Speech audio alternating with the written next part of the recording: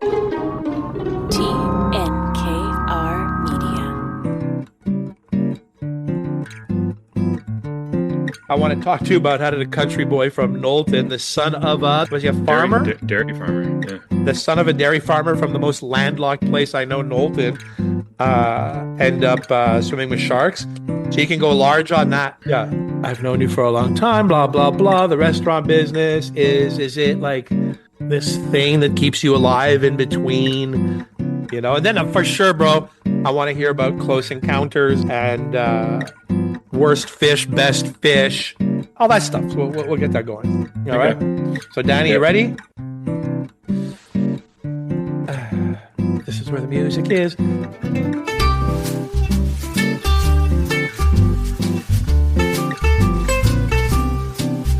Welcome to the Shark Lick podcast, right? Yeah, that's very good.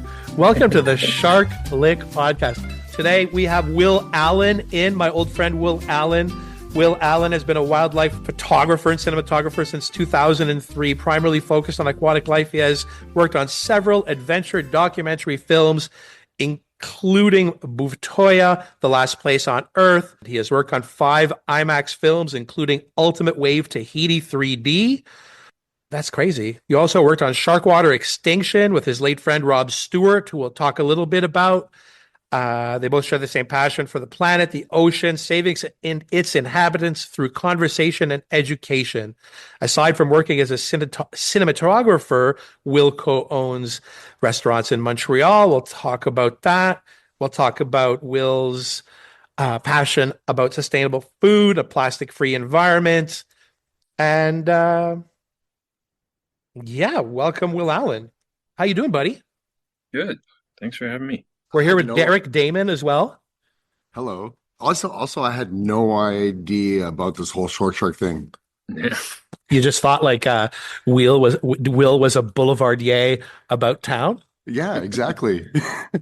Me too, actually. For like years, I knew Will as like the handsome fellow who was Toby's partner at the Burgundy Lion. Like soft-spoken and polite. Handsome. Also very handsome. Very handsome. That must be a problem being as handsome as you. Has that been a problem in your life? I don't know how to answer that question. Yeah. So we're off to a good start. I say this as someone who's not so handsome.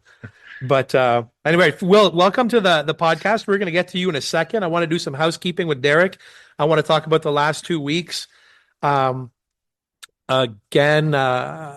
I want to give a huge shout out to the people of the West Island of Montreal, where Grille-Nature, our restaurant, is situated.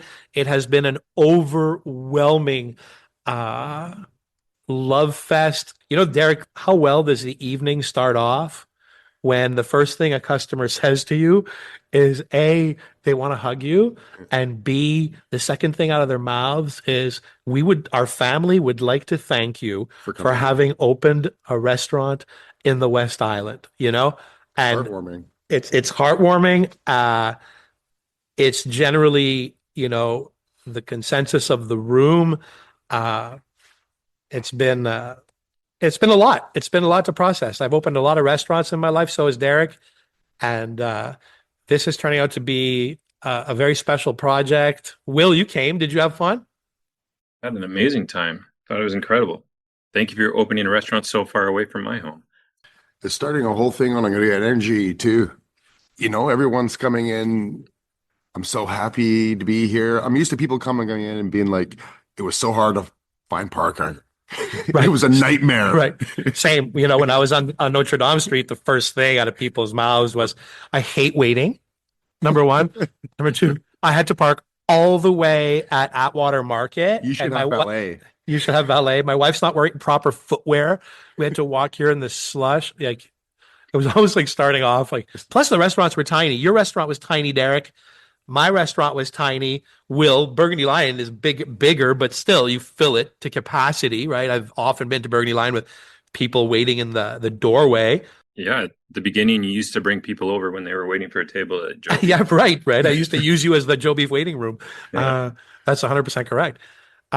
So for even here to have the luxury of space, right? You know what I noticed though? People here do not like to wait 5 minutes for their table. Not one bit. No, if it's 8:15, you better set them by 8:20 or you're going to start to see fireworks and wires start crossing. And they like to hang onto their coat like it's a precious material. Let's talk about that. Okay, let's talk about that because I've had no run-ins, no real run-ins, but like let us hang your coats up for you, please. The coat hanging areas are heated. You're going to get a nice warm, toasty coat when you're done. Chef prefers, okay, you hang your coats. It's just going to make everything so much easier for everybody. Anyway, It's going to be minus what 30 this weekend. so there'll be a lot of work cut out for you. weird coat behavior. All right. New menu items this week. What did we do? Did we do like the lamb chops is like the lamb chops divorciados is one of the most beautiful things I've ever seen. Thank you, Derek. That's a hot menu item. Yeah. Yeah. So we're doing the full rack of lamb. We're taking out every second bone. We're pounding out the lamb chops so they're about pinky thick. You want to talk to me about these two sauces, divorciados, and that's from Contramar on the fish, right? They I don't do know. something similar. Yeah, exactly like that. Divorcia is a two sauce. So what's the fish they do there? Sea bass? Yeah, I think so. So they do a sea bass. It's split open from the belly, right? So it's the two fillets on the plate. One side is orange, one's orange, one side is red and green. red and green, like the Mexican flag. Yeah. Fish is white, like Correct. the fish, Correct. and red is red and red. So what's the red sauce? The one we're doing is a ranchero. Ranchero. Yeah. So ancho chilies, onions, cumin, tomato, And the green? salsa verde, like cilantro, tomatillo, that kind of business. So we're doing Mexican lamb chops, is what you're saying. Yeah, and there's a salsa macha on top and some sour cream. It's very Mexican. We're doing a lot of Mexican food. Yeah. I know, but whatever. We're appropriating Mexican food into the French vernacular. It's something new. We're doing it here. It's fun. It's not a rich, heavy Jew. It's two vegetable sauces. You can grab it by the bones and smear it around. It's good. Yeah. So we got tostadas, margaritas, and ranchero lamb chops Correct. going into February. Welcome to West Island, Canada. It's summer all the time. All right. What else? Not much. That's about it. We did a few menu tweaks, but not much. The tostadas got shrimp on it now, not tuna. There's mostly verbiage on the menu that we got changed. Just a few wording here and there. Yeah.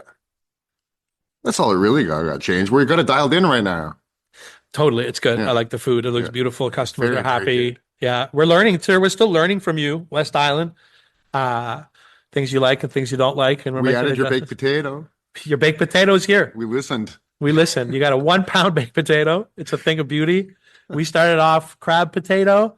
No, started off galvode potato. Galvode. What galvode, for people who don't know, is blue cheese. Oh. Blue cheese. gorgonzola. That's right. That wasn't a hit. We sold No. a couple. And then we moved to galvode, which is, I don't know, for those who don't know, poutine is poutine.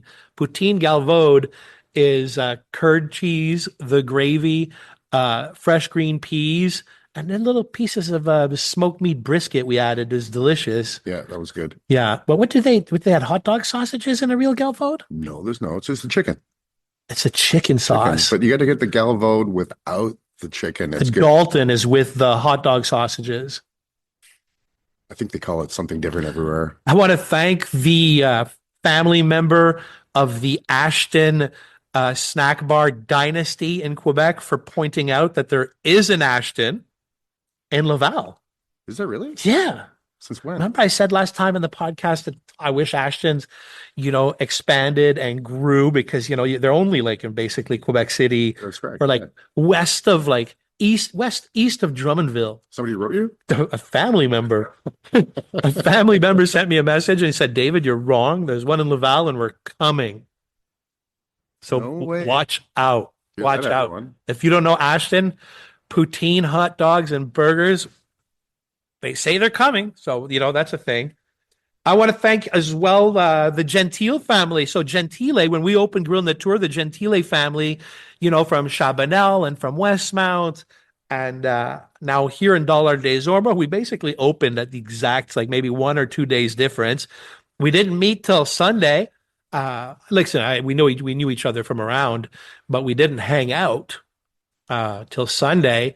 They sent us pizzas on Saturday at the end of our service. Thank you for that. That was super kind. Yeah, it's very kind of you. They were delicious, by the way. Gentile pizza, Dollar des Ormeaux, super delicious.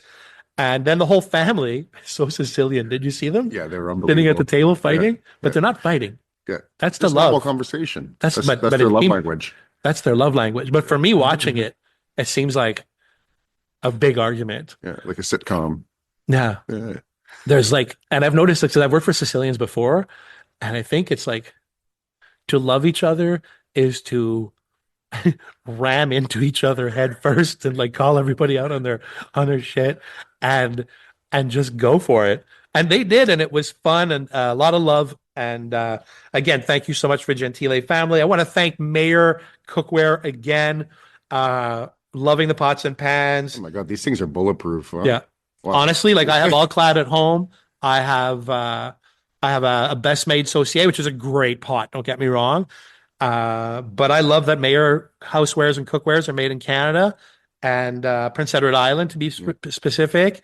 And man, beautiful. And what about let's give another shout out to Evan from Medicare for just being an awesome supplier and every day surprising me. We mentioned Evan from Medicare on the last podcast, and he was so touched. So we're going to mention him again because last week we were quite busy and we overlooked. I don't know what supplier goes into your back room and makes sure you have enough charcoal to finish the week. You've got 7 bags over there. Should I bring some more? And you know what? He's right because I would have called them and said we need more charcoal. So again, if you're a young chef or you're in your restaurant business in Montreal and you're tired of filling out forms on a computer because that's what food service wants you to do, just give Medicare a call. It's a fantastic company. I've not experienced service like this from a supplier. He's from the industry too, so he knows where to look. He knows where to put things. He knows what to ask. He's not just definitely a chef, yeah. Definitely a line cook who's also he has joy in his heart about like he gets very excited to bring us. Oh, I want to taste this sausage. It's got to blow your mind. It's going to give it to you for $14 a kilo. It's gonna be yeah, and he wants to see you succeed. Yeah. He comes and eats. He's great. Yeah. I want to thank everybody at Norda Shoes for sending me some Norda shoes. Thank you. The greatest winter shoe, the greatest mountain running shoe. I don't run in mountains. You're working out now, though. I am working out. I want to thank Chris Morey Fitness at the Chris Morey Fitness Gym on Hymas Boulevard. Thank you. Thank you so much. They're working out my shoulder issue. They're working out my groin issue. They're working out my foot. Like these, this training, like I told them, I said, I need to work like 12 hours standing today. Conscientious, educated trainers, great room. You've never actually talked about your groin as much than when you started working out. Well, because it's been bothering me for a long time, right? Like this summer in July, and I've never talked about it, but for me just to put my shorts on would be like I have to throw my shorts on the ground and then put my foot in one of the left shorts hole. And then with my other foot, I would have to lift my shorts past my knee.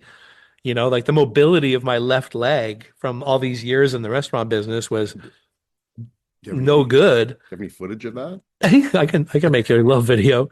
I can make you a little video. Well, you're working out now. It's not the same. But you know what? In just 1 week and whatever, I don't know what plyometrics means. I don't know what that means, but that's a word I've heard there that they say to me. But just getting on the mat on the ground with these little weird foam rollers and he's like what I believe to be rinky dink exercises. Because I'm just like, I'm still a meathead. Like, boy, push weight, 2 plates, curl barbells. So when I'm like lying on the ground with like a little piece of foam and I'm rolling my butt over it, I really think like, I don't feel. But man, does it work, huh? I can lift my foot past my knee in 1 week, right? So that's something, I want to thank as well Kamik Boots sent us some boots and they're sending us some kitchen clogs. It's very cool of you. Thank you so much. Non-slip kitchen clogs. Check them out. Kamik. Very cool. So Derek was so sick. Like he was sick as a dog. My holidays were rock and roll. Christmas Day was fine. Boxing Day, I started like, I think I'm fighting something. And then I just went downhill. I got pneumonia.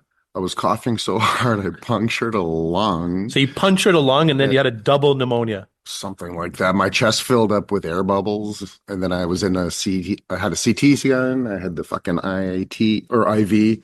It was a nightmare, absolute nightmare. And then the icing on the cake was I coughed out my crown on when I was actually feeling better. Dude, he had no I'm front tooth. missing my front tooth. Oh my God. It was hilarious. I didn't think I'd like it as much as I'll I put the did. picture up on the Instagram for Salt Lick because I kind of liked it. And I like the way that you lisp when you talk without your front tooth. My T's and my V's I had struggles. They give a little whistle. I couldn't, I kept trying it while I was My driving. tooth. I lost my tooth. I got lots of comments on. People liked it. People liked it. I liked it. You Now, so- almost died and you're laughing. Like, that was the funniest thing ever. Did you think you were going to die? I feel like one day you really thought that. It was when I went up like 3 stairs, then I had to take a knee, and like Frankie, I think I need to go to the hospital. I couldn't breathe. And I've known you for a long time, and I've not known you to be a guy who's sick ever. No, it was tough. It was a tough one. Yeah, I'm at the hospital 3 times.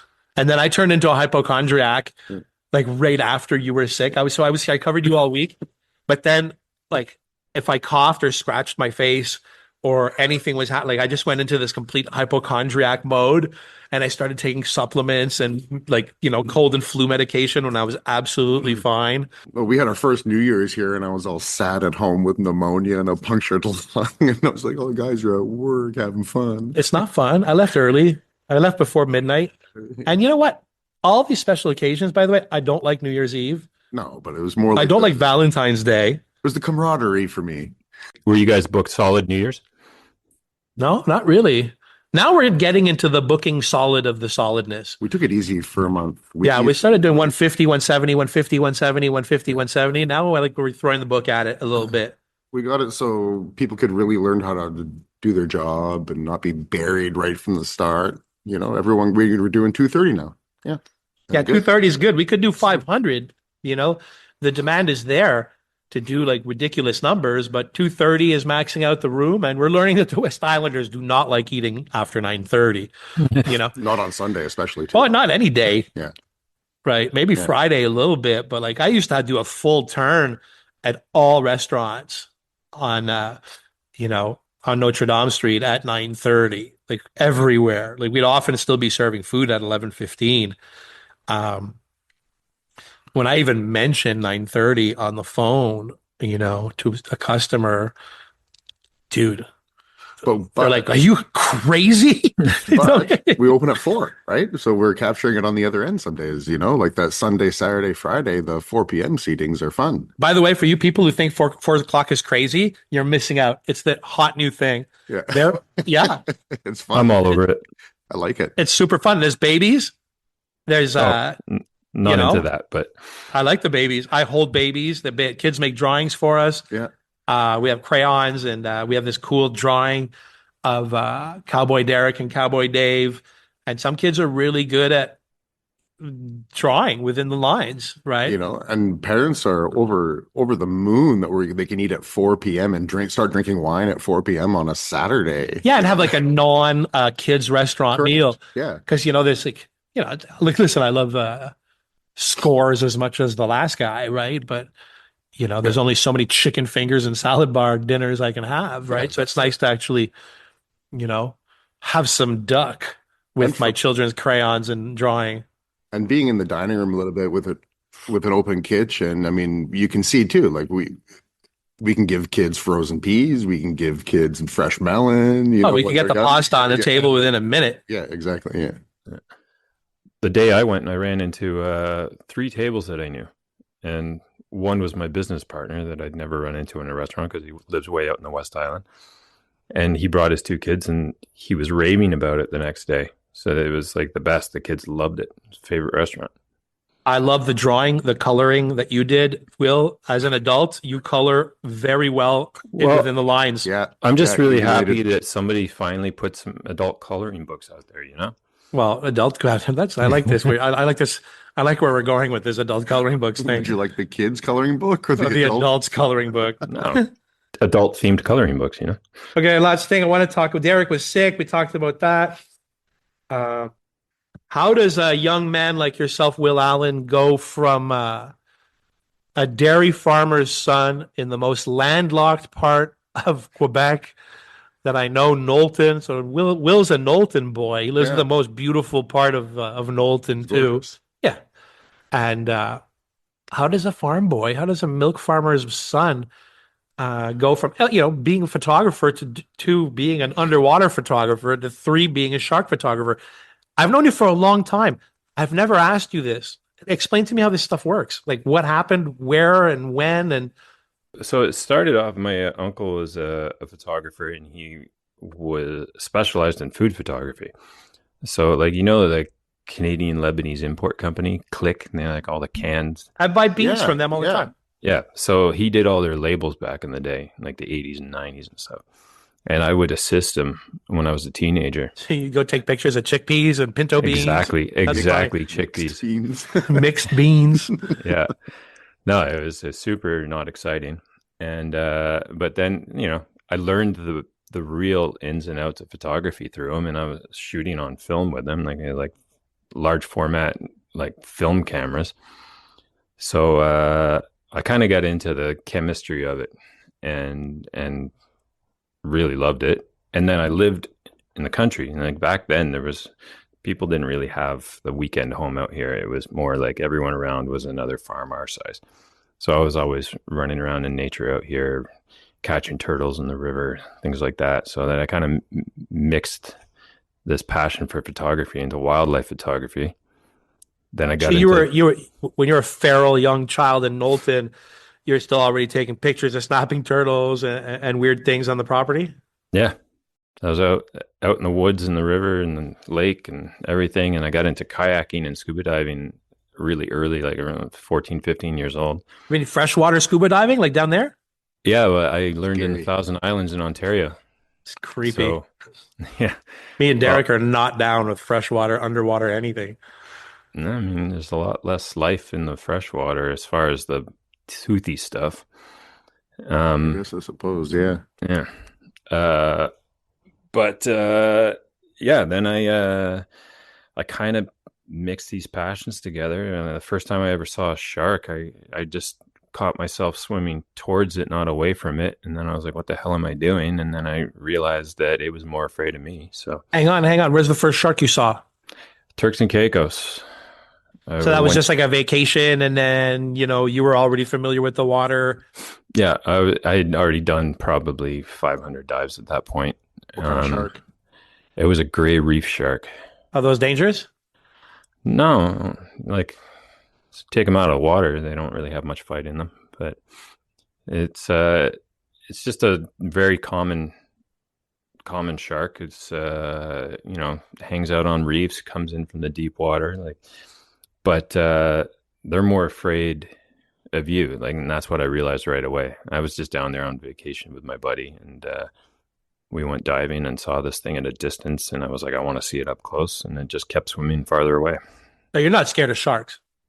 No, I mean, I have a healthy respect for them. Right. Yeah. Not scared at all.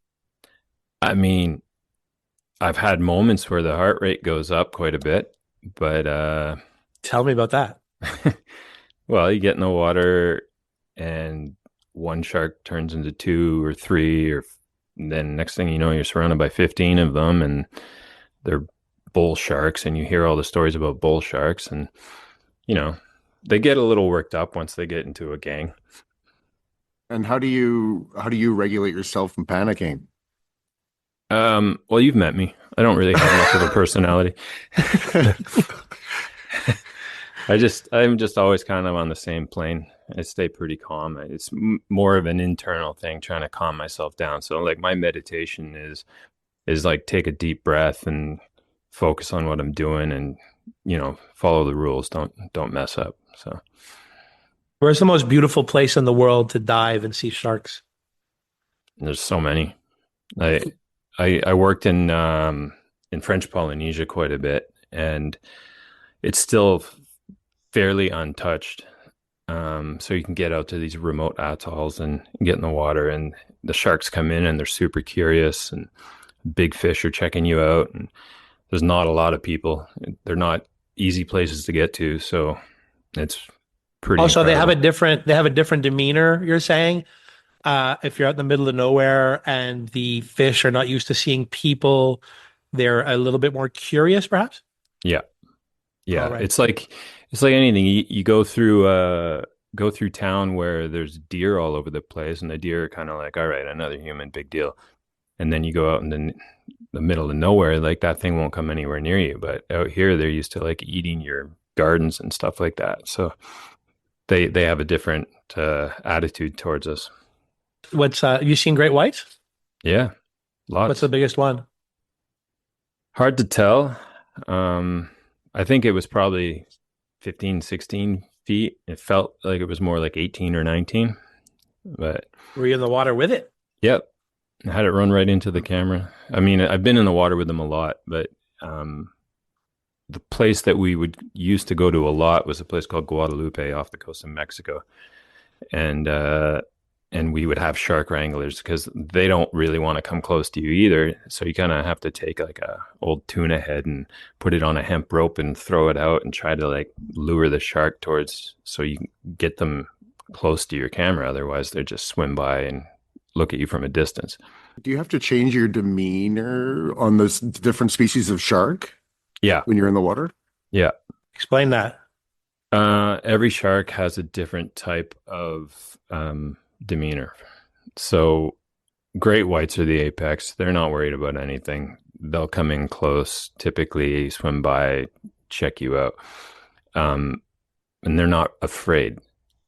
Other sharks are a little more skittish and afraid and they move away. Like bull sharks, you can get one shark around you, it keeps a distance. And like once you get over like three of them, they get really confident. So they'll come a lot closer.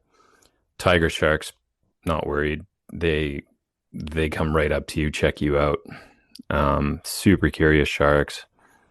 Hammerheads are very sensitive. They're kind of curious too, but like at the same time, you got the scalloped hammerheads that end up in these huge schools, and they're very very nervous. They'll like take off as soon as they hear bubbles. So you Those got are to be. scary as hell. The hammerhead one. Yeah, it's wild. Do you see those videos where like, do you find a point where it's safer, like when you're sort of suspended in the water and seeing the sharks, or you see some of the videos where divers are on the bottom and the sharks are coming to them? Is there a difference between the two? You're always better to have something at your back where you can like duck in behind something. Um, Right. but like the best thing is to just really know their behavior. And I work with a lot of marine biologists, so you get to know shark behavior a lot, and you can really tell like, okay, well, I'm in a school of hammerheads. You're typically out in the deep blue water when you see them. You might have like a cliff to one side of you or whatever. But you know, they're more afraid, so they're gonna always move away from you unless you're on a rebreather or something, so you don't have bubbles. But great whites, a lot of people would only see them from a cage. Typically, we can duck behind something if we're free diving with them. I know you're not a marine biologist, you're a shark photographer. So marine biologists hire you to go out on these trips to document them. No, it wouldn't be a marine biologist. It would be like a film project I'm doing or a magazine I was working for at the time. Um, What would they be researching? Like when they go out there, they just like what's the point? oh, there's a lot of stuff. So, in some cases, because sharks are so critically endangered now, they're getting overfished a lot more than you might realize. Um, you've got to be uh, how do I put it? Like you want to know their migration patterns. So you want to know where they're moving from and to. You want to know what they're eating typically, because that'll kind of determine what kind of areas of the ocean they're going to as well. And then that way you can try to change legislations and laws that might protect them better. Um, so if there's like great whites do this big triangle from like the coast of Baja California out to Hawaii and down to Guadalupe, and they're back and forth and everywhere in between. And there's a lot of really deep water and like huge distances that they're traveling. And and it's good to know these areas that they typically hang out in, and then might be doing their breeding in, because you don't want like big trawlers to go there and long line boats and everything and try to pull them out of the water. So then you work with governments to try to protect those areas. Are they always bycatch? Is that the problem? Are sharks bycatch to catching other fish? Well, I think that's how it might have started, but now they're targeted For because what? shark fin soup. Fins. Really, that's still a thing. Oh yeah. It's still a big thing, and it's Massive. mainly just China, Taiwan, like a lot of the Asian countries are all over it, but a lot of the sharks are coming from South America. So Canada's into that now, I guess, with our new affiliation with China. I hope not. Shark fin soup coming to a Canadian restaurant near you. Thanks, Mark Carney. Well, it'll be Well- interesting for Will to touch on shark fishing a little bit since we're here. Yeah, make it aware. Just like tell us. Yeah. Well, we managed to, like, when we did the shark water films, and like my late friend Rob Stewart, he did shark water, and then we did Revolution and shark water extinction, and we managed to get legislation changed in Canada to ban the import and export of shark fins in the country. But you can still go to Chinatown in Montreal and you can find dried up shark fins in their stores. So they're not supposed to be importing or exporting, but somehow they have them. Yeah, they say that about Chilean sea bass or whatever we know as Patagonian toothfish Yeah. is supposed to be illegal in Canada, but I'm pretty sure after this podcast I can get on the phone and have some delivered by 3 p.m. Yeah. Right? So I don't That's know. the thing. Right? But that's another thing you study is the DNA of sharks from different parts of the world. So you do tagging. So it was radio tags and satellite tags. So you find out where they're going. You do DNA samples. So you can tell, okay, this is a particular shark from this area. And then if you get a seizure of shark fins that is being illegally imported into a country, then you can match that DNA and you can know what part of the world it's coming from, what species it is, because it's otherwise hard to tell from just looking at the fin. Also, it's the most barbaric, wasteful fishery. Listen, I don't know much about it. I've seen a couple of documentaries that you've pointed me in the direction of, but so just so people understand, like the sharks are caught, they're finned, and they're basically thrown back into the water without their fins to die. It's a ridiculous waste of protein. Shark fin soup by itself is insipid. It's useless. It's only a status symbol from what I understand. It's not more delicious than chicken soup. It's not more delicious than crab soup. It's not more delicious than fish soup. It is just a weird, old, culturally antiquated, dumb recipe that I believe certain families need for their children's weddings, if I understand. Yeah, it's a status symbol mostly. I remember years ago, you had a really good quote about it. You're like, you basically could do the same thing with chicken feet and just throw it in a tasty broth, and it's the same. You cut off the part of any other animal and set it free. Imagine. Can you imagine? It'd be like what we did to the bison, basically, or it'd be like harvesting beef, taking the fillets and leaving the whole animal to rot outside. Well, not even killing it first. Yeah, you just basically you're just harvesting its legs and leaving it to die, to suffocate in the field. Cut off the camel's hump and let it walk out in the desert. Yeah. You know what I mean?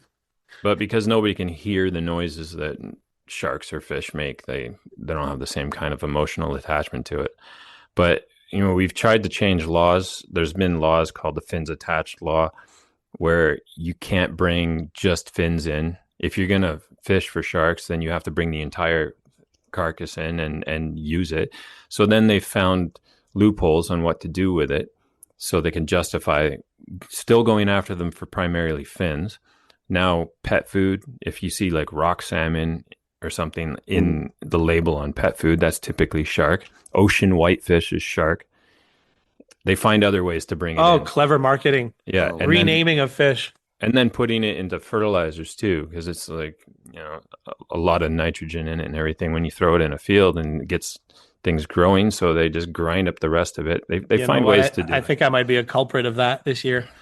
There's a store on the way to Cowansville, and this year in the vineyard, I was told to up my nitrogen, and I bought this, what they called fish emulsion.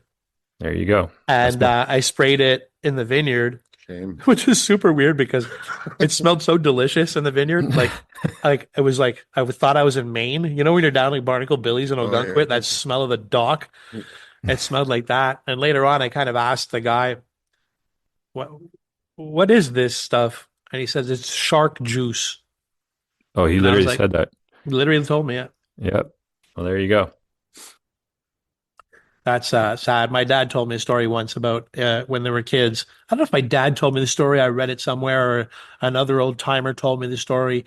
But in the late 1800s and the early 1900s, lobster were so plentiful and so disregarded as a food source, right? Poor people ate lobster, before the Depression and all that, Um, did you know about this thing, this Thomas Jefferson thing? You ever hear the Thomas Jefferson rule? I don't know about There's a this. law. I don't know if it's a law, but it's a rule or it's a bylaw or something. But Thomas Jefferson made it illegal to serve lobster to your servants more than twice a week. Really?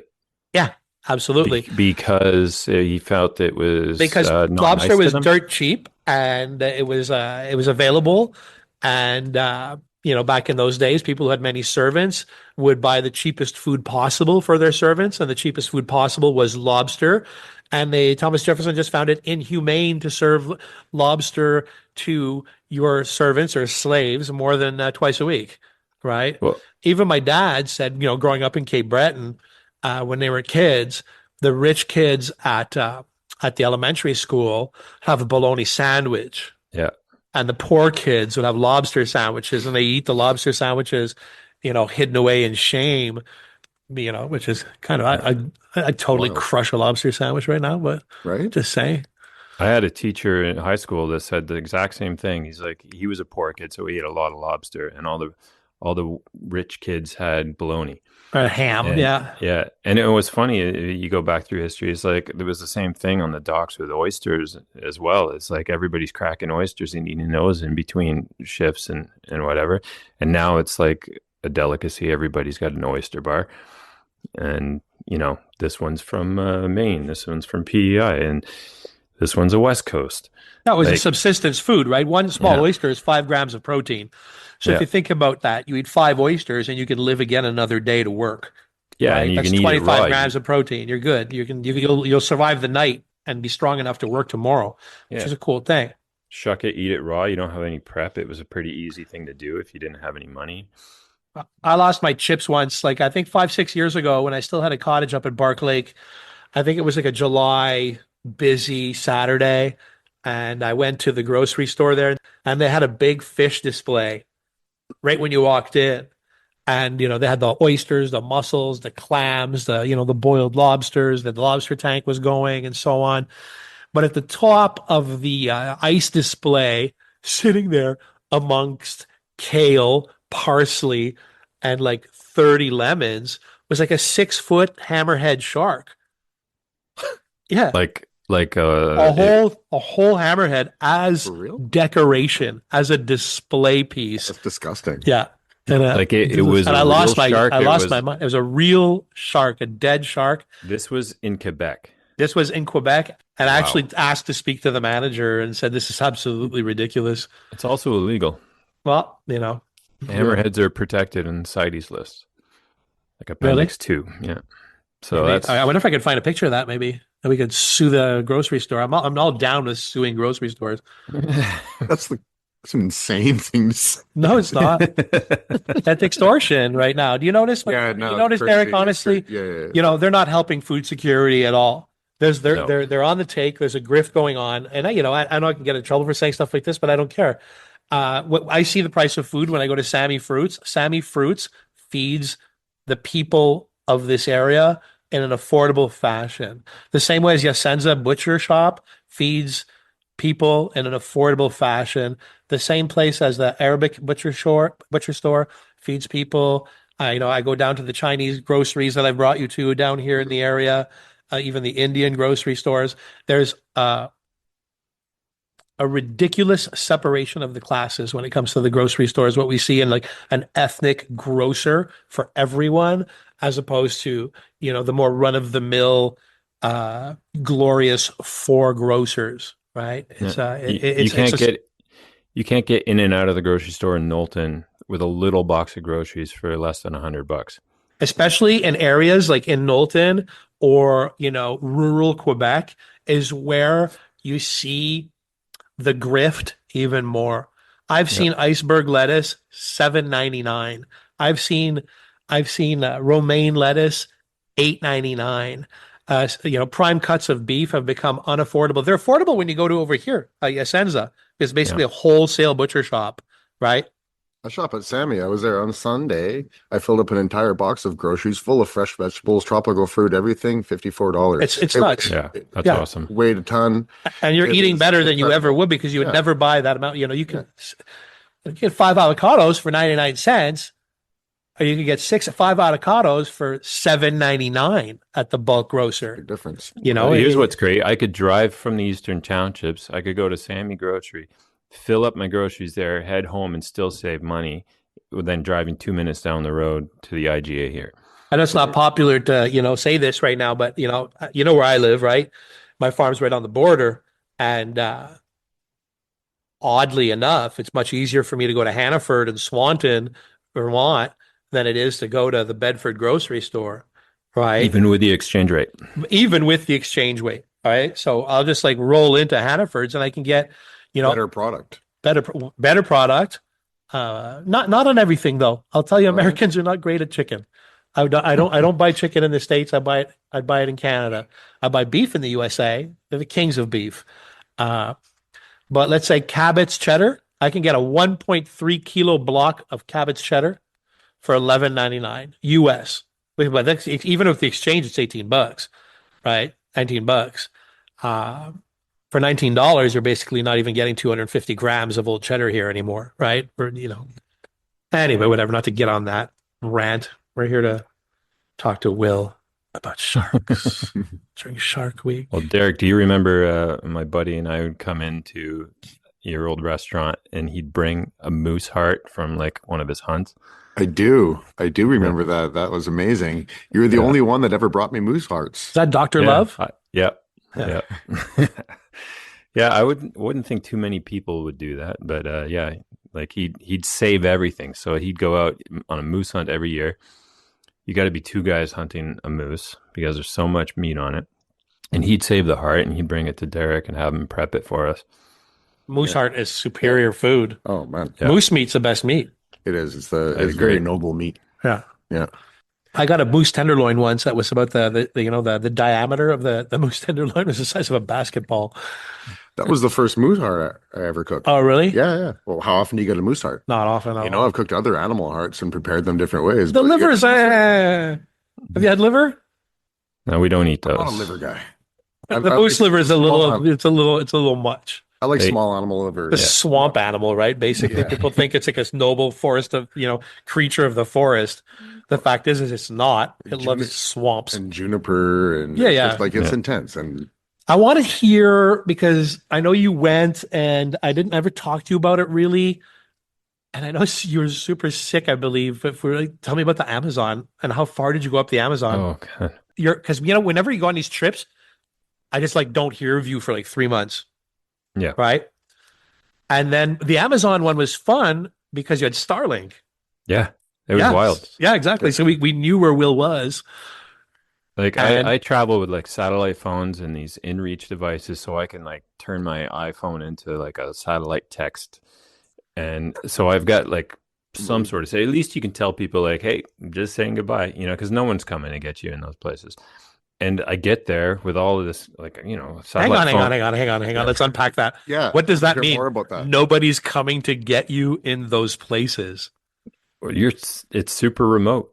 If you fall off like a rock and you bust your leg and you're bleeding, Yeah, you're done. you're kind of screwed. Yeah. No one's coming. No. Let's talk about what location are we in here? In This was one of the most remote parts of the Amazon. It's called the Javari Valley. And the last two guys that went in that weren't, indigenous to the area didn't make it out. They got dismembered. And So what would bring you to go there? What do you mean dismembered? by what? these poachers that are going after this fish that the local tribes there really depend on. These poachers are going after the specific fish and selling it all over the place. What's this fish? It starts with a P. I can't remember right now. I'm really bad at names. It's got a weird name. Patagonian toothfish? No, it's massive freshwater fish. And that's the thing with the Amazon rivers is that they're all murky water, like they're mud, and so you see nothing that's in them, but they're full of life. So these two guys, it was a journalist and this activist, that went in to try to like do a story on this and stop it, and these poachers found them and killed them. And that was 10 months before I went down the same valley. Dang. So I kind of didn't know the full story before I went. They just told you when you were there? Well, I heard some of it. I didn't really know all of it. And it's a piraku. Yeah, there you go. Awesome. Yeah. So it was about a 9-day. So you fly to Brazil, and then you take another flight to Chavachinga, and then you get on a boat, and you take this boat to another little village, and then you get on another boat that's a little bit smaller, and then you go like 9 days down this windy river, and it's going through the uncontacted area. So there's these tribes that have never had contact with the outside world, and then there's like the tribes that we went to that we had like much lead up and negotiation to go and see them, that have been contacted since about the mid 70s. So it was a pretty gnarly trip, and like literally everything in that jungle is trying to eat you.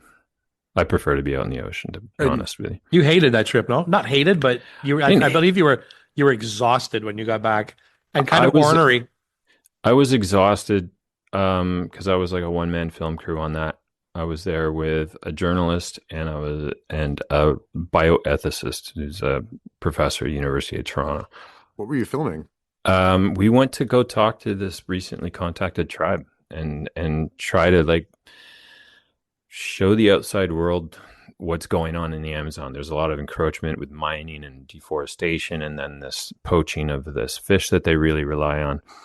So, I mean, the way I usually describe this, we went in to be like, what do you guys want from the outside world? And they're like, nothing, leave us alone. We're pretty good the way we are. Just, you guys take care of you because we think you guys have more problems than we do. That's kind of the message. Smart. Yeah.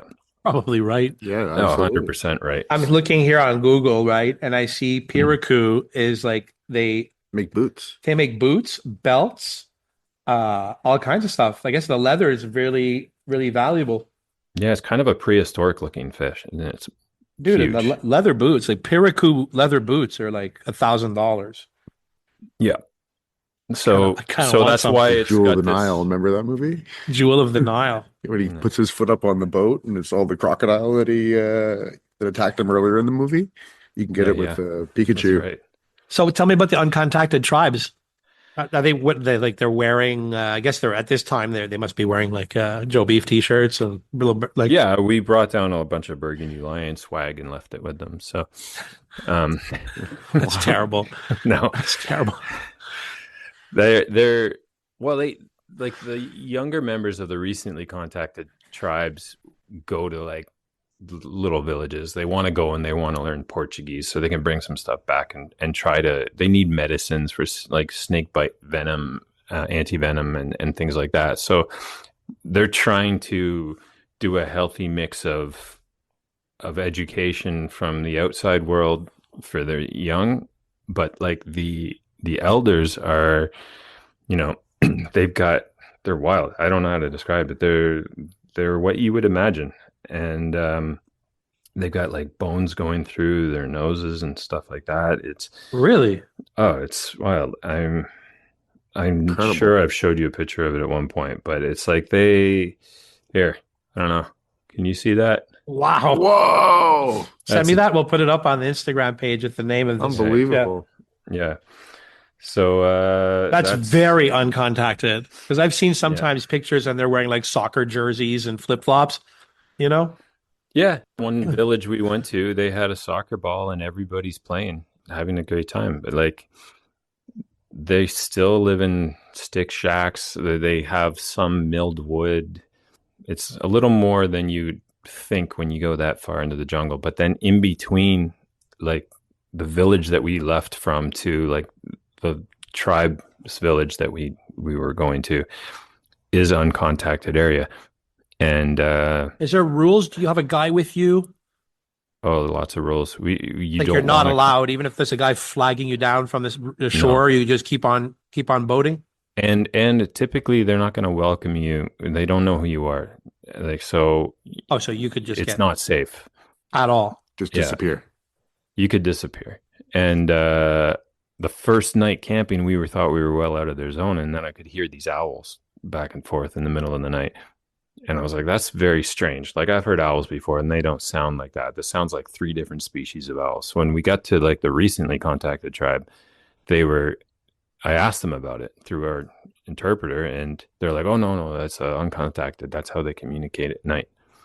So they knew we were there and they could see our camp. And I woke everyone up because I was like, this sounds a little bit sketchy. And I think probably when they realized how many of us there were, they just kind of kept their distance. But it can go bad. It's like certain tribes. You don't want to influence them. You don't want to get in their way. You don't want to bring them some disease that. Sure. That's heavy though. Yeah. And that's what happened when these recently contacted ones were contacted. It's like they brought disease. You hear this story over and over again through, you know, Just a simple cold will knock the whole bunch of them out. like, the stories that they told me were so incredibly sad. I don't want to bum anyone out right now, but it was like, you know, we should just leave these people alone. That makes sense. Absolutely makes sense. Yeah. What do you, the chef in me, sorry, and I always come back to this and I apologize. What do you eat? A lot of rice, a lot of pasta. What do they eat? Yeah, what's their main source of protein? Well, the first village we got to, they full on with poisonous dart blowguns were hunting spider monkeys. So I hate monkeys. Yeah, well, they kind of. I don't hate monkeys. I'm scared of them. Thing to see. That's not a crazy thing. I'm scared of them. Yeah. I don't hate them. I would eat them. Are those ones that scream at night? I think those are howlers. Oh, okay. But Did you have some? No. And there was a whole thing. Like it's more of a delicacy for them because they don't see them as often. So I think they went specifically looking for them. And they eat what they can get, like whatever they can. They'll eat snake or like wild pig or lizards, fish, whatever they can find, they eat. And then they grow things. You know, they've got a bit of a farming situation, like root vegetables and stuff. I'm not gonna get the names right of whatever it is, but yeah, probably like cassava and these weird things. Yeah, they've got some banana trees in one of the village. So, but yeah, like I didn't partake in like spider wine monkey situation. Like, oh, great organic, natural wines. do they have Burgundy wines there yet? Yes. I'm just I don't kidding. think they have a lot of French wines though. What's the champagne situation? Yeah, this is good. God, I apologize. I love dragging things down. There are fermented fruits for sure. And stuff yeah, I think all cultures have a fermented beverage. Yeah, to party and with. I had that, and I got what's the party right away. What's the party beverage? The party vibe. It's like this mixed up fermented thing that they mix in like this little clay bowl. It's like a bit of a traditional thing that they do, and I don't know what it's called. Like there was a whole period of ceremony stuff that I didn't really understand anything that they were saying, and then there was no time for interpreter to really translate things. But I partook because I didn't want to be rude, and then I was like sick for 2 days. How do they feel about you and modern camera equipment and wires and headphones and mics? They hate it, or they don't hate it, but they're very like curious. Like, what is this? That's probably some of the most modern stuff they've ever seen. Like you know, I've seen your cameras that you roll around with, or pretty fancy. It's seen themselves on a video. You play it back on the camera or a monitor for them, and they're like, "What the hell?" I mean, but at the same time, it's like some of the younger people have gone out to the village and seen some things. Like, a guy rolls up with a Nokia at one point. Like they they have a cell phone and it doesn't work out there, but the guy has one. So some of the younger members like technology, and the older ones are a little more traditional and like leave us alone. Do you So dive in the Amazon? I wouldn't. No, okay. No, there's pink dolphins in these rivers too, which are wild. I've seen Um, that. I've seen Yeah. pictures of that.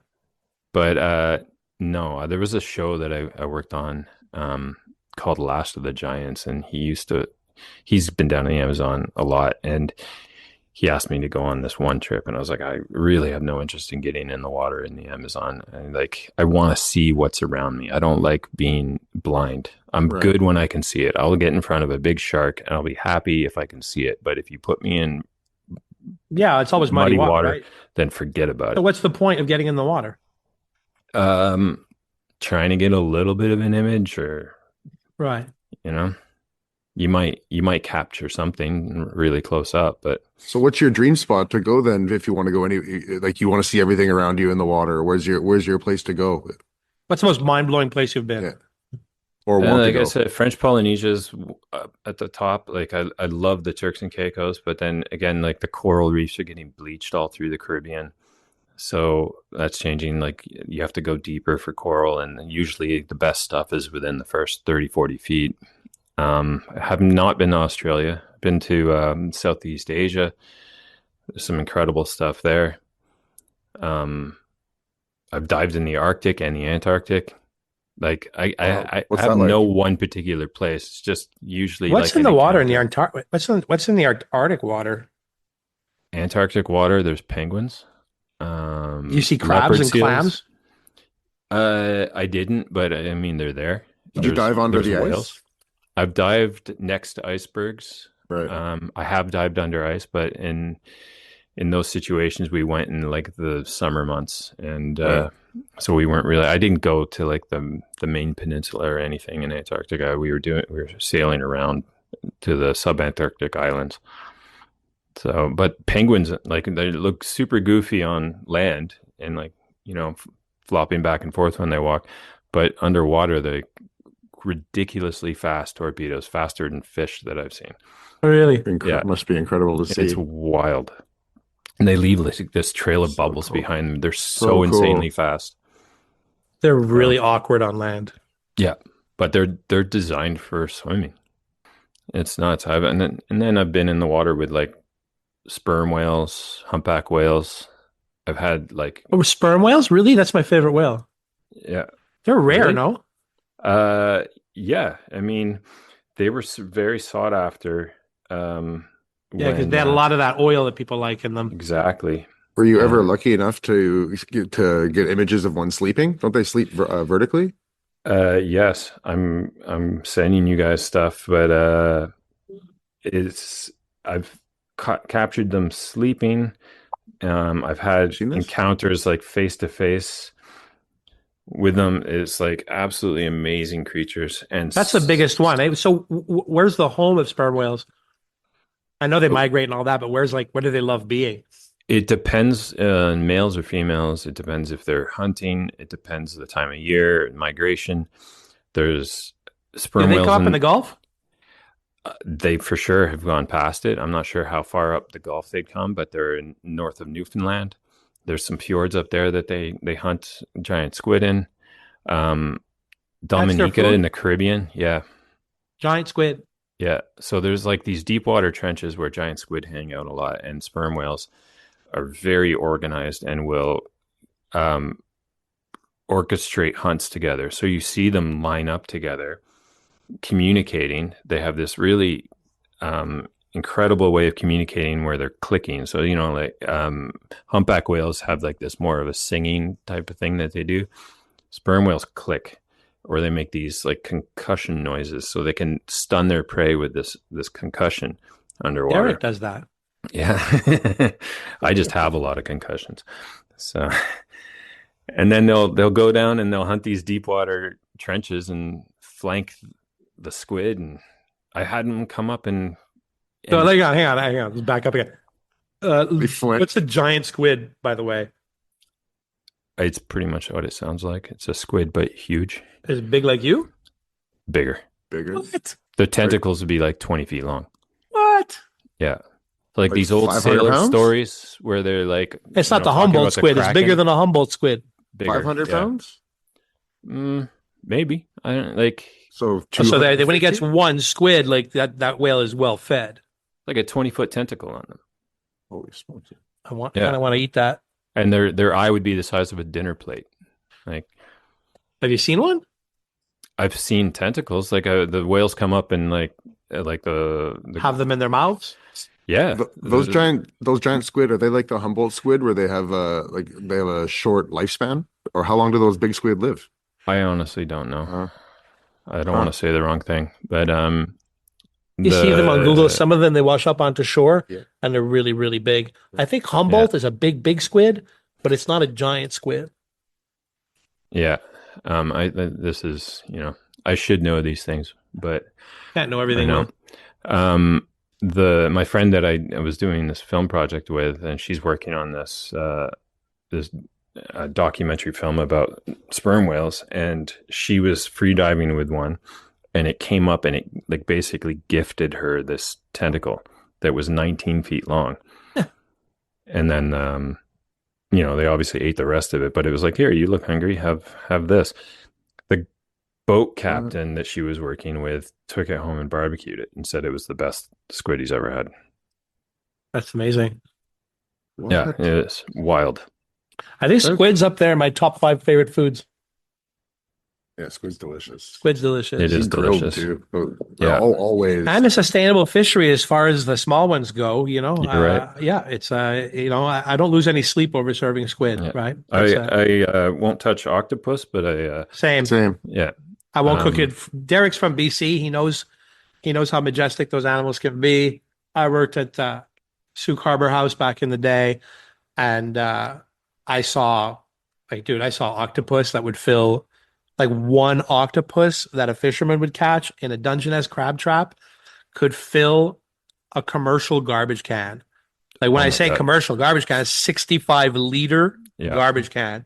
And inside I would look, I say, what the hell is this? And the fisherman would say, it's octopus. And I go, how many are in there? He'd say one. That's wild. And I'd be like, it would take me 3 friends. First of all, watch this.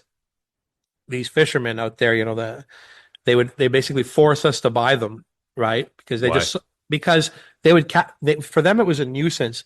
When the octopus would get inside one of the crab traps, it would really piss them off. Eat all the crabs. But there wasn't a market for them too, so they could sell them cash on shore, right? Right. So they come to the restaurant and say, hey, like, listen, buy this octopus from me right now, $50. And I'd be like, I'm good. I've got like a freezer with 10 of them up in the barn. And they go, no, I don't think you understand, son. Give me $50 for this octopus, or I'm going to stab it and throw it in the garbage container behind Tim Hortons.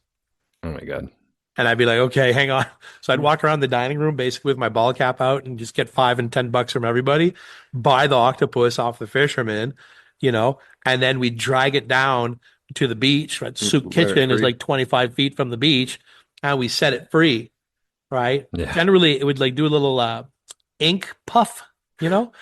But this was the West Coast? Yeah. Victoria, north of Victoria on Vancouver Island. Oh. And dude, they're amazing. And they're purple. And even Jacques Cousteau said it was like one of the places in the world that had the most beautiful, smartest octopi like ever, Diving off of Vancouver Island is one of the most incredible places I've ever been in the water. Have you seen the salmon shark? I've been talking about that this week and last week. I haven't seen it in person. I've seen them. I've got friends who have seen them. It's funny. It looks like at the surface. It looks like a mini great white. Yeah, but with a bit of a pink hue to it. Yeah. Where did you dive on Vancouver Island? Off Campbell River, off of Tofino. Yeah. Derek's from Campbell River. Oh, no way. Yeah. Oh, you were awesome. at Quathiaski Cove? Yeah. And then I've gone up to Telegraph Cove. That was one of my favorite places. Oh, cool. Vargas Island on the other side. I love Vancouver Island. There's so much life around there. So yeah, I would assume so. So have you touched a sperm whale with your hands? Yeah, I got run right over by a baby. So what's kind of crazy is when the parents are hunting, they leave one to kind of babysit the young, and then they're really curious because they don't know what's going on around them. And Like, what's there a was baby sperm whale look like? A bus? pretty much, Right. yeah, it was probably 12, Like 15 a feet school long. bus. Like a school bus? Yeah, it was probably about 15 feet long. And it just, I'm free diving in the water with my camera and it's coming towards me and it doesn't turn and it plows right over me. You don't want to like swim at them or go towards them or anything like that, but they're very curious animals and they can swim a hell of a lot better than you can. So then Unbelievable. yeah, they can that you see that photo I sent you. It's literally 2 feet in front of me. The big one. It's like probably a 40-foot whale. And Oh, dude, that's cool. Are they sleeping? Those yeah, fish? the straight up and down are sleeping. And then my They friend sleep like Galen, that? Why do Yeah, they sleep like that's what I that? was asking. yeah, either with their head up or down, but like vertical. And then if you Isn't that look into incredible? the background of that photo, you'll see like the young, and there's like one adult that's still awake, taking care of them, Is kind of that you? babysitting them. Is that you In there? face to face with one. Well, is that you like in front of the baby taking a Eh, picture? Yeah, but that's not a baby. That's a mother. Oh, I see the one in the background. Oh, I see it Yeah. too. I'll put these up on the Instagram page so you guys can see it too when it comes out. Wow, those are super cool. That's crazy. That's incredible. Yeah, that's crazy. You've really been blessed Go to the one Yeah, to even be in able front to of it. see these things in your life. I know, like that's your meathead buddy.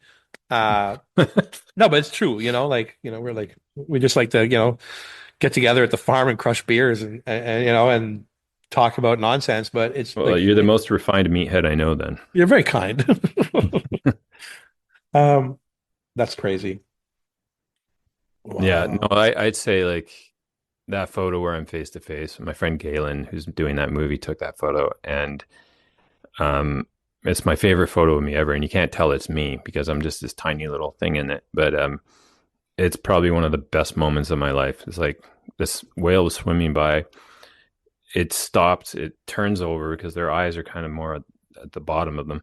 So it turns over and looks at me, sizes me up, and then turns around and comes to me. And this was my first encounter ever in the water with a sperm whale. And it's So this leads me. Sorry, I don't want to cut you off. That's It's the incredible, incredible man. thing, Will. That like what a moment. What a moment. yeah, That and it photo is just incredible. Even the underside of the water. The picture's incredible. Wow. yeah, Do you know anything about this thing that I saw? What's this sperm whale poop? yeah. What's it It's called? not ambergris. Ambergris. Tell me about ambergris. So ambergris is worth more than gold. Did you So know this? Do you know this, Derek? No. So ambergris, I'll tell you my dumb version of it, and then you can correct me. yeah, Is it poop or sperm? no, it's like poop or vomit basically, and It's and vomit, it's I like think. it's the remnants of giant squid and stuff like that. So um, they use it to make perfumes, and they've been using it for centuries, I guess, to make So perfumes. what And they it's eat, so the squids eat, and then they vomit, and I no, guess what? it's the whales eat the squid, and that's kind of whatever that whale is eating. But is this Um, like tempered? Is it just like a poop that's like tempered by the ocean and floating around for several years it's and however it the whale turns into processes ambergris? it. No, it's processed by the whale. It's super rare. It may wash up on shore, or if you're lucky enough to be there when the whale passes it, then you grab it and it's like you can if you find 5 pounds of ambergris, then you're set for life, kind of thing. Who buys this? That lets Perfume I'm, companies. Wait, if you're lucky enough to be there in the moment and catch it before it sinks or floats, they like float. Yeah, It out of floats. the whale. So you just okay. so I think they probably float because there's stories of them washing up on shore and things like that. But perfume companies buy them because they're super rare, and for whatever reason, it makes good perfume. And I don't know the chemistry of it all, but How does it taste? yeah, delicious. Derek, it's It terrible. always comes back to eating. Um, I've never heard of this before in my but life. I've if you seen go through pictures like on different, YouTube where like people are basically in a boat and there's like this big piece of what looks like earwax yeah, it's a mixed with waxy thing. cotton balls kind of thing. Yeah, And they pull it out into the boat and they're so happy because they're basically millionaires. And the thing's like half the size of like half a bale of hay, you know? yeah. Is it Like, heavy? no, it Uh, looks like they can pull it on. It looks like it's a little bit like of I don't know, just think of a ball of waxy wax. Huh. yeah. So if you go through the Caribbean, like, well, remember you and I met up in Turks and Caicos once, and there's a key in Turks and Caicos called Ambergris Key, Is and there? there's one in uh, well, all over the Caribbean they have their own versions. So Well, Will, I hope you find like an ambergris one day on one of your Yeah. trips. me too. I got a call from one of the guys I worked with years ago, and he sent me a picture of this thing. He goes, "Hey, I think I found ambergris. Do you know anyone that would buy it?" And I was like, "I wish I knew, but sorry, I don't." And it turned out it was literally just poop. It wasn't. He was all excited, and meanwhile, he's just playing with a big turd. There's probably a lot of people get let down that way. Think they Yeah, made it big and then they get to wherever they have to take their hamburgers it's the ocean's version of fool's gold, Yeah, they the right? realize fool's it, gold of the and it's ocean. fool's gold. And No, that's just poop, sir. Yeah, that's no, actual feces. it's just Let's talk about your restaurants quickly. You're a restaurateur. I know this. I used to be my neighbor across the street. So I don't know the full extent of what you own. And I apologize, but I know you're the owner, part owner of Burgundy Lion, which is the pub on Notre Dame Street across from all my old restaurants. One of the greatest pubs in the city. It's an English pub. I believe that I saw recently in the news Toby through your partner Toby through his relentless pursuit has attained a Guinness Book of World Records. Or am I crazy? well, it's news to me if that's happened. I It thought he might had be like the for our biggest size of the Scotch whiskey collection collection. or something. Well, that would be Burgundy Lion's got one of the largest Scotch collections in the country, whiskeys. I thought he was going for a Guinness thing. Maybe I'm wrong. I mean, I But wouldn't be it's surprised. Like, he does surprise me sometimes. He'll Drank a come lot of up and be Guinness like, there. "By the way," Maybe that was it. I have it- had no my and it- thing going there is always like because if I showed up there and Toby oh wasn't God, there, God, I would drink his most prized whiskey. yeah. I'd piss my, but I would You like not even you I would walk do in and shots with it. you go to one of the bartenders who What's didn't what's really Toby's? know you. Yeah, go for it. I was there and I saw you do it, and I was like, I was doing the old like, don't do it to my bartender. And you're like, "What's your most expensive whiskey you guys have?" And he's like, "Oh, it's this one." And then you're like, "Give me that." And then he'd put it down with the whole dropper and the nice, coaster and everything, and then like a bit of a display, and you pick it up and shoot it. It'd be like a $250 an ounce whiskey, And then I and then text walk out. Toby, and I go like, I just did a shot of your Yeah. your favorite whiskey. Is okay. But you'd also just turn and walk out and go back to Joe B for something, and then the guy would be like, "What do I do?" I was like, "Put it on Toby." Oh, I paid a lot of money. Yeah. Well, I Don't know, get me but wrong. I've walked on a couple of bills, but boy, I've left thousands in that place. yeah. Well, yeah. Same on your side. So So what else do you own? So you have the Burgundy So- Lion. Burgundy Lion, Bishop and Bag, Wolf and Workman, and Brit and Chips, and then we have Oh, you're poking the language laws there, Yeah. buddy. yeah, it's all worldwide trademarks. I mean, we had a nice little battle with them. So I don't want to get them all riled up again, but they didn't like our Burgundy Lion name. But You I won. believe you're the reason we have that location. You kind of gave us a heads up that Yeah, there was yeah, this yeah, cool yeah, spot. Yeah. So Was that it was amazing, and I'll thank you Bistro again for del that. Canale? It was Bistro del Canale. Yeah, Yeah, and then it was And then it was Il Teatro. that's what Bar it was. Loans. I was Yeah. just like, it was just like, it was accident. I was at Joe Beef back then. I was just like, it was like accident after accident after accident. What do you mean And by accident? but the restaurants were always terrible, right? Ah, Except until you okay. guys showed up. And then that made sense because nothing, like I didn't want to own a bar at Right, all, right? But right. I could have grabbed it back then. I remember it was for sale.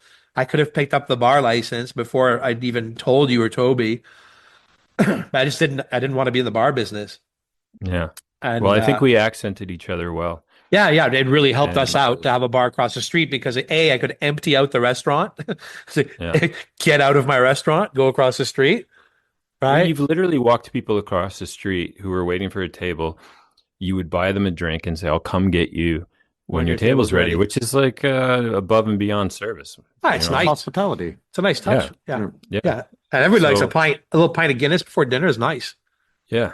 So, our big thing was we wanted to be a pub that had next level food. We didn't, British pubs weren't really known for their cuisine. So, then there's this gastropub craze that was going on in the UK. So we played on that a bit, and we tried to elevate the food experience and locally source as much as possible. I like the food in Burgundy Line. I always have. I used to be known to sneak across the road for my little Scotch egg, my favorite. I lived right around the corner. Yeah.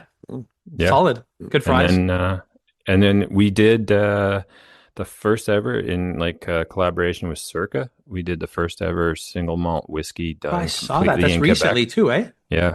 So Toby's super proud of that, Good. and he Good. should be because Yeah. it's quite the accomplishment, I think. Oh, it's a multi-year accomplishment. How old is that Yeah. whiskey? 8. Wow. Yeah, and 200 8-year-old local. That's the neighborhood, circa. That's the neighborhood. So that's Yeah. like St. Henry single malt Scotch whiskey. Not bad. Yeah, and it's a cask strength, obviously. But you got to be a real whiskey fan to like that. I don't think you could shoot that one the same way. That's Challenge accepted. Yeah. But yeah, and then we did some collaborations with Maker's Mark, and Toby would go and he'd mix some, and he did the Burgundy Line Adriana, and then the Montreal version. So, yeah. Where's the fish and chips restaurant? It's on McGill in Old Montreal. From Montreal. Oh, it is. Yeah. You had one on Côte de Neige? Côte de Neige. So I was never really involved in the fish and chips ones, but my partners did those, and being the ocean conservationist, I didn't really want to see that dive headfirst into a fish and chip joint. Yeah, I see it. It's kind of bad for the brand. Yeah, it wasn't my thing, but I mean they do try to source sustainable as much as possible. So yeah, cod's back in good books, I think, right now. Yeah, it's still in North Atlantic. There's still not that much. There's some off Newfoundland and everything, but I was up there last year and talking to some fishermen. They're like, "Yeah, it's back, but it's still not in the numbers to really go full force." Yeah, but when they were going full, people forget there's full force, and there's what extinguished the fishery. Yeah, I don't think people even understand. I've been beyond full force. Oh, they were ocean liner trawlers getting hundreds, if not thousands of tons every day, right? Like I've been cod fishing outside of St. John, Newfoundland. They're coming out of Quiddy Viddy with Jeremy Charles, my old partner Fred, and Bourdain, of course. And but that's the dumbest fish. Also, by the way, just in defense of the fishermen, they're easy to catch, I suppose. You could put a nylon rope down into the water with a bent spoon. Use a butter knife and no bait. Yeah, and they will bite on it, and you will catch. Dude, I caught my quota in 5 minutes. No time. They're not the brightest. Every time it goes to the bottom, there's a fish on. Yeah. Yeah. You kind of hope you're catching a shark. Sorry, buddy. But like it's either cod or shark you're catching there. Yeah. Yeah. Well, there's a lot of bycatch. I worked on a film called Caught, with Age of Union, and there was these super trawlers that are in the North Atlantic. They're all over the world, and they're typically owned by Chinese fisheries. They package and process. They do everything at sea, and they're On board. massive ships. Yeah. So there was this case where a sea shepherd had caught them dumping a load. They already had a full haul on the boat, and then they found a school of fish that had more value. So they dumped like 100,000 pounds of fish back into the water, and To they be able to caught go after these other fish. yeah. So that's the kind of crazy stuff that's happening in the high Do you think seas. that happens a lot? For sure. Oh, Yeah. absolutely. Yeah. Well, during the pandemic, the Galapagos Islands is a UNESCO protected site, and nobody's going for tourism anymore because the world shut down during the pandemic. And if you looked on these satellite images, there's like over 200 trawlers there because there's no tourists anymore. So because the fishing is like what it was like in the old days, there's just so much. So they typically hang out just outside the boundaries of these places.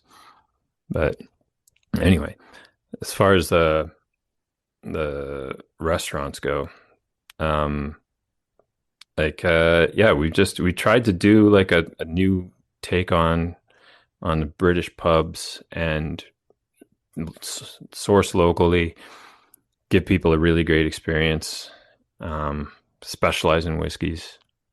And, there's a lot of expats that come in from the UK, and they're like, oh man, it really feels like home when I come into these places. Ah, And, I love one all of the the things I miss the most by living out here, and yeah, not going on the street Notre Dame anymore is basically just going, I'd love to crawl in there and have a pint one night, but yeah. it's too many weird memories for me down there, Well, we'll go one day.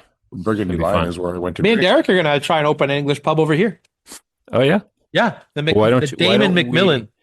why don't we open another Burgundy Lion down the road from you there? Me You and don't want to be a Toby, like bar I owner. love Toby, but also one of my favorite sports is antagonizing Toby. What's mine too, Right. but I don't know if Toby, the second you would say that to him, he'd be like, Macmillan, never. yeah. You know, No. just No, because for me, he's sport. yeah. Well, Yeah. you know him. You know what's going to get him. And it's like if you give him a challenge, he's going to like accept that challenge. Next thing you know, that place down the road from you is going to be rented, and there'll be a Burgundy Lion 2 in there. So, Here we go. It begins. yep. We just want to get back to farming over here. Well, All where right. do you think I am right now? I'm sitting You at on the the farm? farm. Yeah. Amazing. I have like an hourly cutoff of how much time I can spend in the city. Really, Great. eh? You start Yeah. snapping after what, like 5, 6 Yeah. hours? Yeah. It's after I hit 5 potholes and 3 people walk in front of me with a hood on, then not looking before they cross the street. I'm like, I'm out. It's weird, eh? The Gram, I've been watching the Gram. Have you been, you still go downtown, Derek? Yeah. I Is go out there. potholes, is it as bad as I see on Instagram? It's crazy. Really? Even coming over here, getting onto the highway here, the exit, everyone slows down because there's fucking 500 meters of just bam, bam, bam, bam. But getting onto the highway, one of the exits, Yeah. it's all fucked. Do you Downtown still is drive a truck there? atrocious. Yeah. They put all that shitty salt that turns into gel everywhere Mhm. too. It's not like it's like cheap salt or something they're using downtown. Everything gets so icy now. Like everything, Oh, sidewalks, it's glare streets, ice. everywhere. Yeah. How's the new mayor? Do people like the new mayor? I don't We know. don't know yet anything. We don't know anything about her yet. I Yeah, like her so far. I'm willing to give her like a fighting chance. I really like didn't I- like the last one, but I'm all down with Miss Sonia. Let's do it. I hate to say it, I know more about the new mayor in New York than I do about the new mayor in Montreal. But, Oh. yeah, I mean, downtown is like the roads are not ideal, but like I drive a pickup truck, and you kind of have to now. Like the I reason I heard the fell off a bicycle bike was paths are perfect, though. that. Yeah, you ask my collarbone all about it. Anyway, I could talk to you forever, Will. I want to thank you for being a friend. I want to thank you for this work that you do with sharks and stewardship of the ocean. It's always been as long as I've known you, it's been a big deal for you. Um, It's great to have you on the podcast. And Yeah. we're just a couple of cooks, and we're trying to keep things interesting and not always talk about food. So I want to thank you for coming on to talk about the things that you do, and I think that'll be interesting for people to listen to. But you want to talk about your restaurants and how do I find you? Do you have a Facebook page? Do you have an Instagram account? Where do you want people to look at the work on your IMDb page? What would you like people to read? What websites would you like people to look at? Uh, like, can you drop a couple of notes for us here so people can like read more about you or read more about the things you care about? Yeah. Thanks. Well, first I'll say thanks for having me. Um, I think, you're two of the best chefs I know in the world. And I think probably what makes you guys as good as you are is because you have an interest in everything. It's not just, your standard go-to stuff. So I think that's awesome. Very And kind. I really appreciate you guys having me on here. You're very kind. Thank you. And as far as, places to check out, I'd say sharkwater.com. There's a foundation called the Rob Stewart Foundation. So trying to help out the oceans and get some kids involved to, be the future protectors of the oceans. Trying to get the word out. The people are better educated. It's and as simple as things like everybody goes to a restaurant and they go, "Oh, what's on the seafood menu?" And it's like, it's sea life to start with. Right. So changing the mentality about how we view the ocean dwelling creatures out there. Octopus have 9 brains. They're pretty smart creatures. So, while I still have you then, you just make me think about something. What would you eat? What would you not eat? Let's go through that. You won't eat octopus. Neither will I. I won't serve it. I haven't served it in 30 years. Like it's not never been a part of my career. There's a lot of fish that I don't serve. I'm not super into. Derek knows. Like I'm like my foot's down when it comes to aquaculture because Hmm. you know I believe that there's secondary and tertiary species that are plentiful that we can work towards, and I believe that there's some that we shouldn't. But what's your view on that? What will you eat and not eat? Um, I'm all about sustainability. I think we have to be realistic with the way we think about what we consume on the planet. We're a huge population of humans on this earth, and there's certain things that are sustainable and certain things that aren't. There's a lot of shellfish that are sustainable. Oysters are sustainable. Um, Clams. Clams, absolutely. Certain types of crab, um, lobster, uh, for the most part. I mean, but then again, I talked to some lobster fishermen off the coast of Maine, and they're like, we're out there longer. The government's pushing us to fish more because it's all money, right? Everything comes back to the dollar. So they have a longer season now trying to catch more. But then you end up in Mhm. situations where you might get like you saturate the market in some cases. Um, I hunt because I think, I eat meat. I don't want to not eat meat, but I also want to know where my food comes from. I have a garden here at home. I have backyard quail. I have chickens.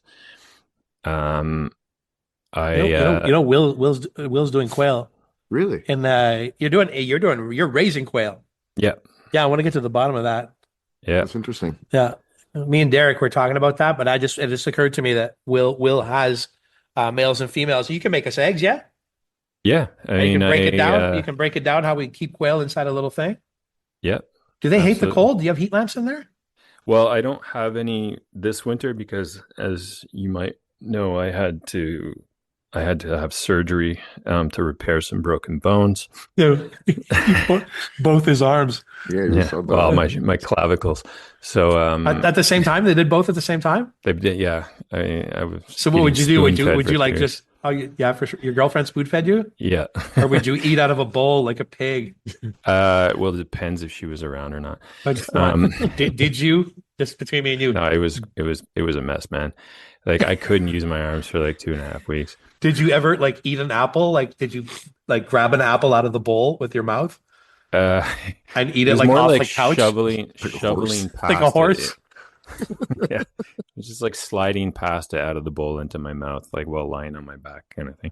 How So sliding? Like moving your chin and like digging the pasta with your nose?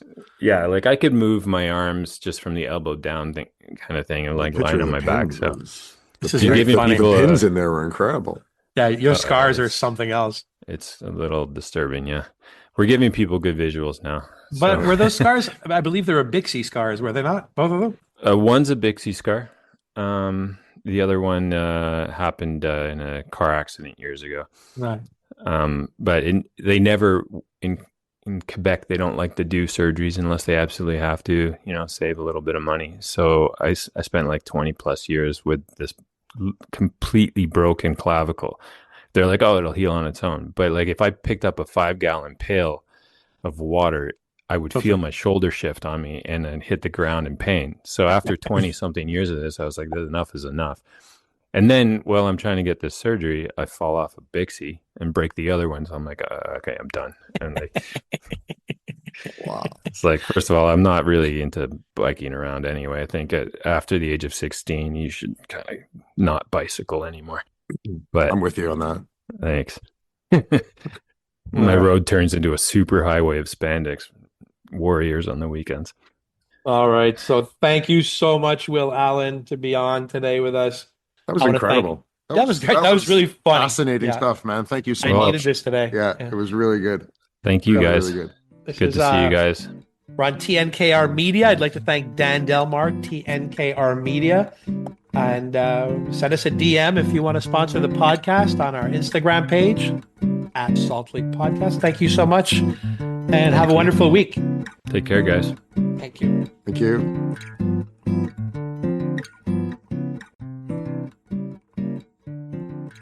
ThinkBait. TNKR Media. Good talk.